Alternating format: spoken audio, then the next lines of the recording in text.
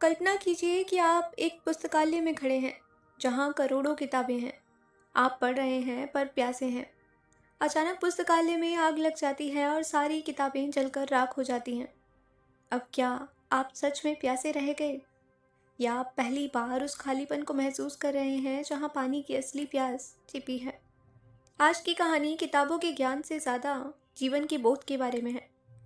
एक बार एक बहुत बड़ा पंडित ओशो के पास आया।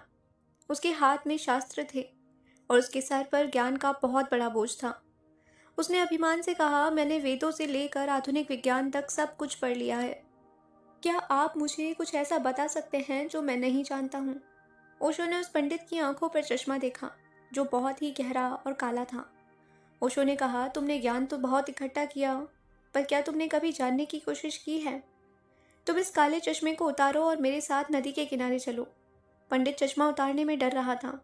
उसे लगा कि इतनी रोशनी में वो अंधा हो जाएगा, पर ओशो के कहने पर उसने चश्मा उतार दिया। नदी के किनारे पहुंचकर ओशो ने उससे कहा, इस बहते पानी को देखो। क्या तुम बता सकते हो कि पानी का स्वभाव क्या है? पंडित ने अपनी किताबों का हवाला देते हुए कहा, पानी में हाइड्रोजन के 2 अणु और ऑक्सीजन का 1 अणु होता है। ओशो मुस्कुराए और उन्होंने पंडित को पानी में एक पत्थर फेंकने को कहा। पत्थर गिरा और एक गूंज हुई। ओशो बोले, पंडित, पानी का स्वभाव वैज्ञानिक सूत्र नहीं बल्कि लहरें हैं।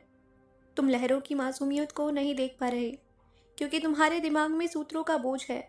जिस दिन तुम्हारे दिमाग से ये बोझ मिट जाएगा, उस दिन तुम जानोगे कि जानना क्या होता है। पंडित को समझ नहीं आया।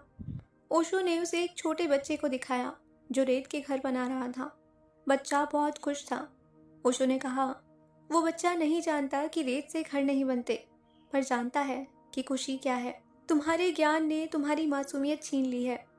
ओशो कहते हैं, ज्ञान उधार होता है, जानना अनुभव होता है। पंडित की तरह हम सब अपने सर पर उधार का बोझ ढो रहे हैं। हम भगवान को नहीं जानते, बस भगवान के बारे में जानते हैं। हम प्रेम को नहीं जानते, बस प्रेम की परिभाषा जानते हैं। ज्ञान का बोझ हमें अहंकार देता है, पर जानने की मासूमियत हमें अस्तित्व से जोड़ती है। जब तक आप पंडित हैं, आप खुद को ही ढूंढ रहे हैं। जब आप बच्चे बन जाएंगे, तो परमात्मा आपको ढूंढ लेंगे।